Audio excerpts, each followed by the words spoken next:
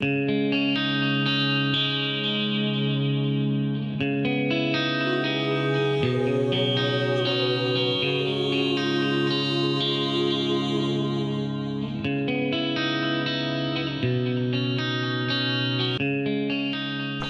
hello, this is Linda Carbonell, and welcome to another edition of Life School 101.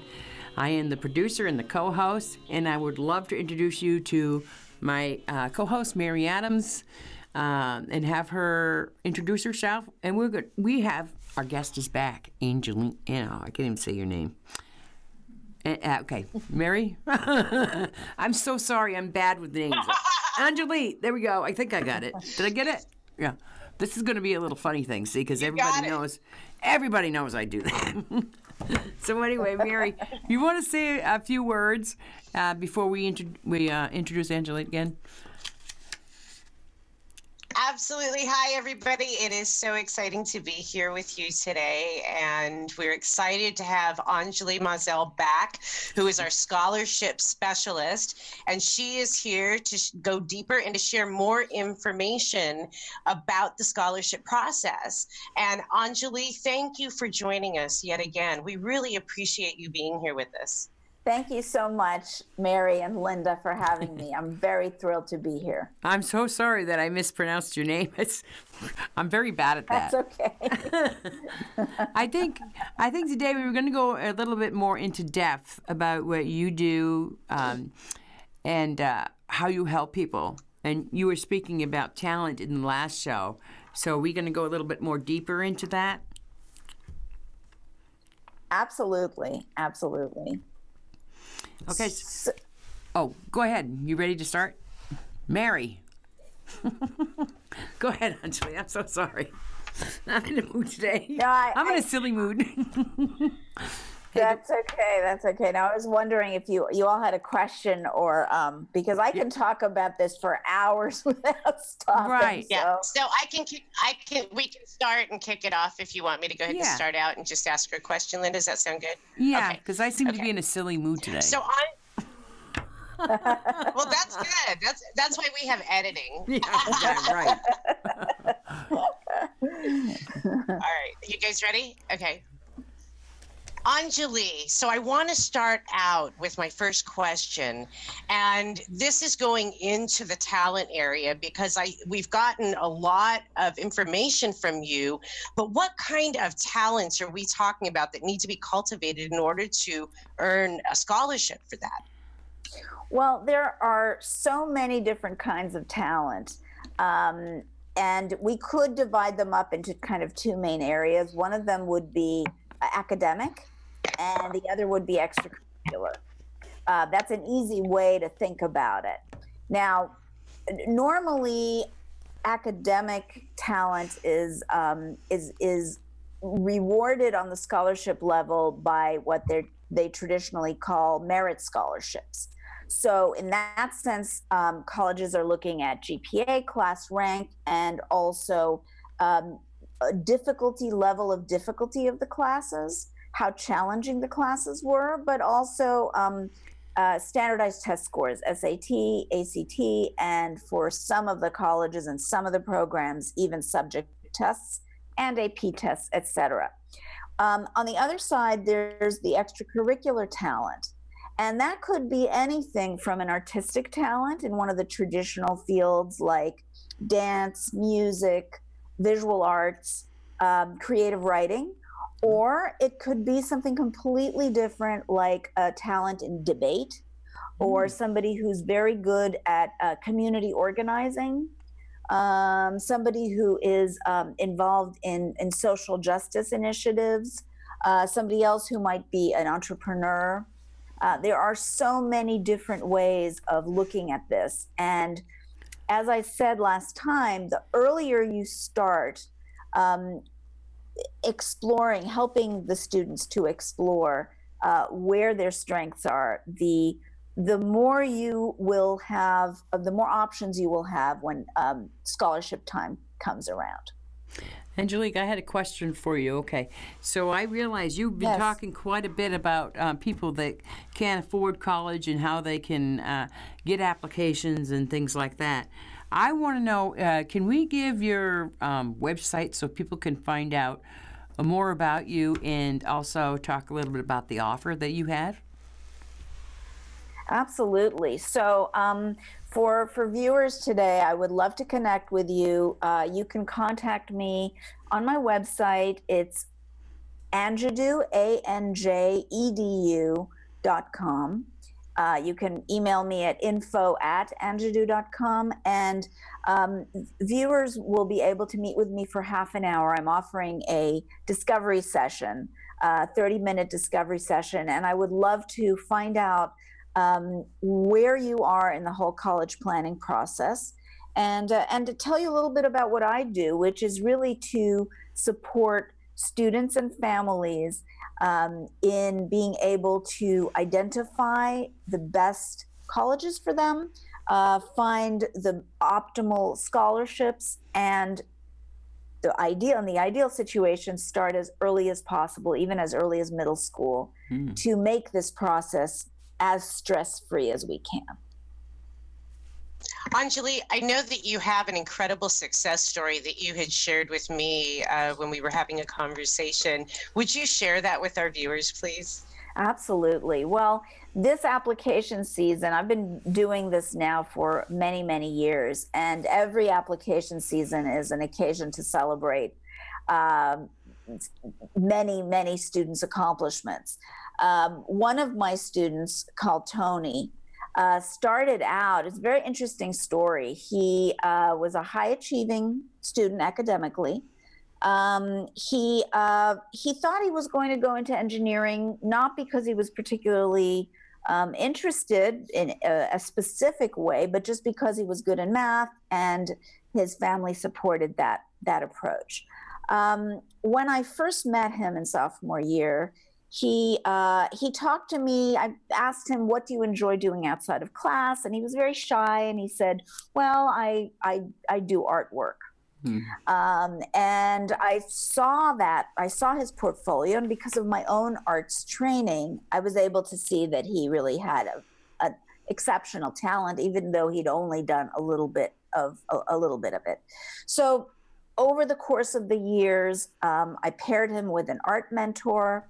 He went to the Rhode Island School of Design over the summer. We found him that program. He developed a portfolio. I helped him choose his pieces, present his pieces. When he ended up at the National Portfolio Day in Austin last fall, he was given immediate acceptance to one of the art schools there. He also was told that he would be able to get scholarships at other very prominent schools. What came out of the whole process is because of his strength in math and his ability in art, he decided after spending the summer at the Rhode Island School of Design that he wanted to become an architect. Now, if he hadn't explored those talents, he wouldn't have even known to do that, right?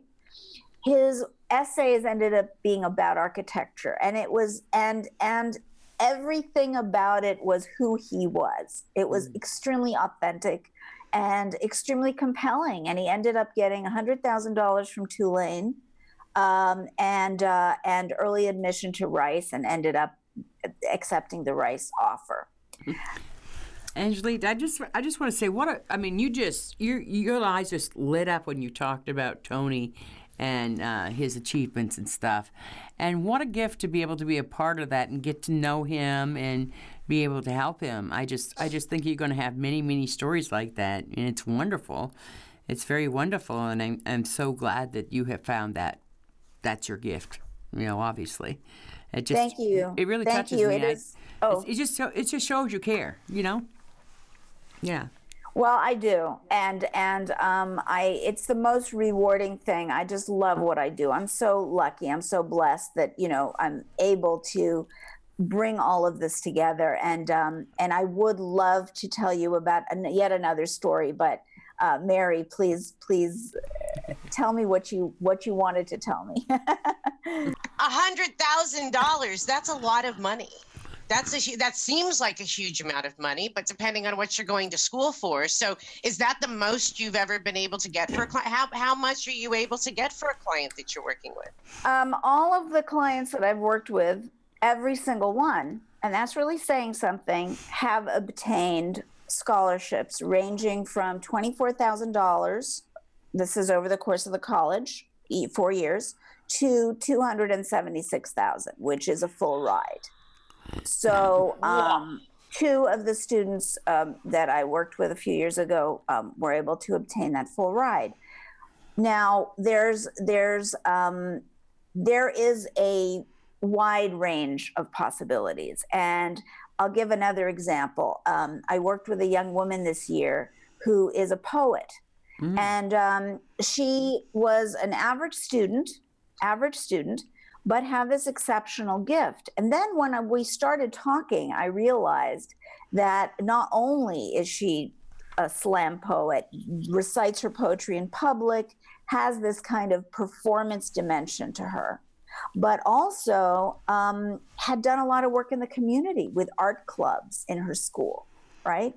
So by talking to her, we realized there was a real thread there. And this young lady, through the work that I did with her, obtained her highest offer was $144,000. Wow. And she's been able to leverage some of that with her first choice school. So it's a process that can, if you get, for example, a scholarship offer from one school, it doesn't always happen, but sometimes you can leverage that if it's not your first choice in the discussion about the financial aid package. I think that's great, and you know, this. I mean, I think it's great that you have all this knowledge, but I also think it's great that you're accepted and coming on Life School 101 to share this with all of us. Because like Mary said, you know, we're all looking to help educate our kids or educate ourselves or, you know, just getting to know more about the college process. And what a gift you have, like I said before. But, you know, I encourage people to go and find out more about you and, you know, what you do, you know. You should put some stories on your website. I think you got some great stories there. And I think that would be great. Don't you think, Mary? I do. Absolutely. Thank you. The really those stories are the most exciting really part of this whole experience. And I do feel that if more families understood how talent development is a win-win strategy, and I'll explain what I mean by that. If more families understood that, there would be no question that that's the way to proceed. So what I mean by win-win is that win-win in terms of scholarships, but also win-win in terms of the student's own development. Because if a student really is in contact with his or her strengths, you know, my whole goal is to help the students create a life of purpose, you know, where they feel really inspired by the work that they're doing. And so it is win-win. It is win-win for the family's bank accounts, for the student's sense of belonging in the world and mission, and then for the colleges, because why are colleges rewarding these talents? They want, first of all, they want to be sure that the student is going to graduate. So in other words, the student has grit and commitment, has shown a high level of skill and dedication. And number two, that the student is going to have an experience of success. You know, often we define success in a variety of terms, but here it's like if you combine self-realization in the sense of finding a career that's really meaningful with the scholarship together, you know, it benefits everybody. And that to me is the most exciting thing. To my knowledge, I'm really the only person who's talking about it in these terms right now. We hear a lot of different kinds of approaches to the admissions landscape. But in terms of actual talent development and what that means for the student, for the family, and for the college, as far as I know, yeah, I'm the only person who's really discussing it in these terms.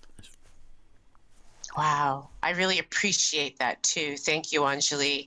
So I have a question for the students out there that don't have the income, that do not have the financial opportunity to go to school.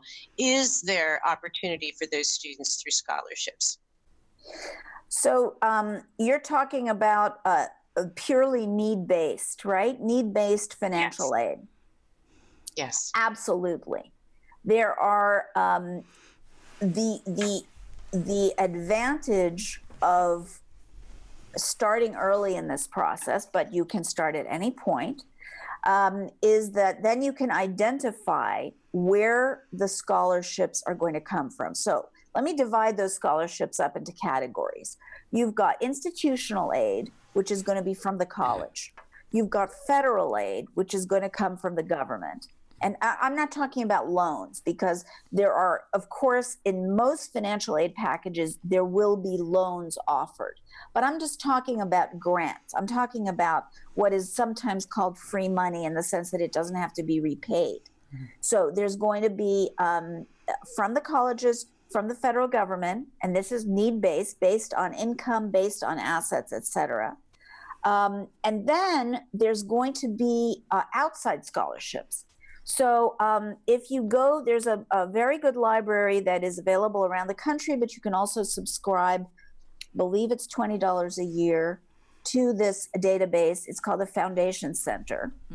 That is a way to access some of these outside scholarships. Then there are websites like FastWeb, and you enter a number of criteria.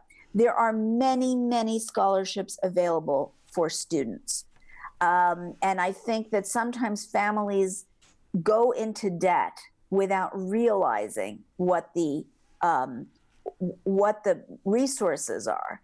And I will be happy to talk to people about that. I think that's Thank great. you. Yeah, absolutely.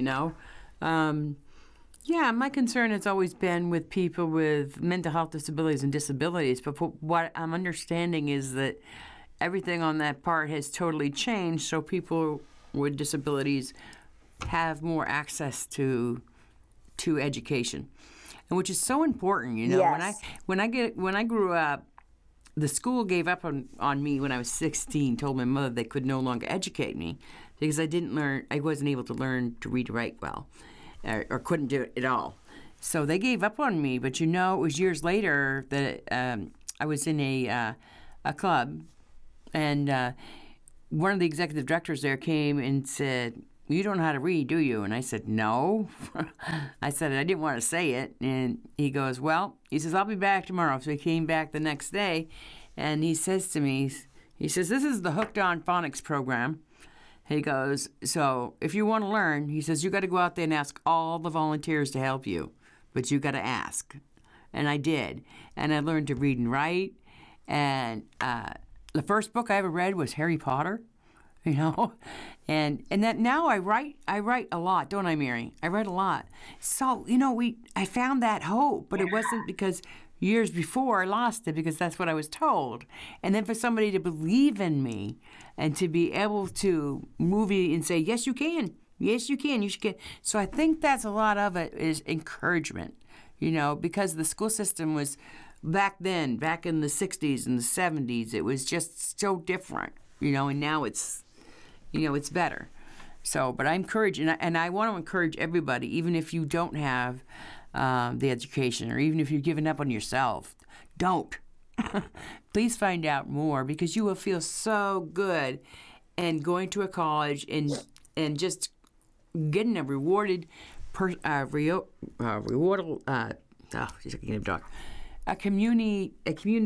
community way of creating your passion, finding out what your passion is, and then going and doing it. And with education, you can be even better. So I appreciate everything that you have taught me today here too. I just want everybody to know that it's and the gift is great. It's a really gift. It's a real gift. I want people to know, following up on what you just said, that I do have colleagues. I myself am not specialized in guiding students who are challenged from in some kind of learning process way, but I do have colleagues who are, and I will be very happy to connect families with those colleagues who really know the landscape for students with disabilities. They really, really understand it. Okay, Anjali, we are, can you believe it? We're about ready to wrap up again. It is. So anyway, but I mean, I want to make sure that everybody here has got your information, and I want to give Mary an opportunity to thank you too, but I want to say I thank you so much, and I really appreciate you coming and educating us, and it's so nice to learn all this new stuff. So Mary, did you want to say something? Anjali, what a gift to have you here and for you to take your time to educate us and to share your wisdom. I can't thank you enough for that. And I want to encourage everybody to please connect with Anjali. Sweetheart, go ahead and give your contact information again and leave us with your message of hope. Yeah. Thank you, Linda. Thank you, Mary, for having me. It's just been such a pleasure. It's so wonderful and exciting to know that people are going to be receiving this information and can be empowered to make the choices that are going to help their kids blossom, and also as adults that will help us blossom as individuals. So you can reach me, you can connect with me and receive your free 30-minute discovery session by going onto my website. It's Anjadu, ANJEDU.com. You can also email me at info@anjadu.com. You can call me on 512-203-2012. And I just really would like to leave you with the thought that through our own gifts, we can make such a difference in the world. And if we look at college admissions as an opportunity for self-discovery, we can transform a process that is usually very stressful into really a doorway into self-realization and fulfillment. So thank you so much for having me. And thank you, everybody, for joining us at Life School 101 for this amazing opportunity. And we want to invite you to join us on our website, lifeschool101.tv, and you can find all the information on how to connect with Linda and I, as well as our page on Facebook and our YouTube channel. And if this show inspired you, find it on YouTube and please share it with your friends. There's some incredible information in part 1 and part 2. So thank you for joining us. I want to say the same thing. You know, I've learned so much today. What a gift for me. It excites me because this world is moving in the direction of making sure everybody can have a purpose. Everybody can go to college. Everybody can make money. You know, and can do their life's purpose, not just, you know, go to work and not do what you really love to do. And that's my message for today, is that I think these two shows have really brought an awareness of where our heart can be and where we can discover our passions. And, you know, like I said, I want to encourage you to go to Angelique's website. And also I want to say thank you very much to both of you for understanding that my wording was a little bit off today. But anyway, I have enjoyed it, though. I have, really have. But anyway, like Mary said, contact us if you want to know more, topic-wise or whatever. So we are saying goodbye for Life School 101, but we will see you next time. Bye-bye. Hi. Hi.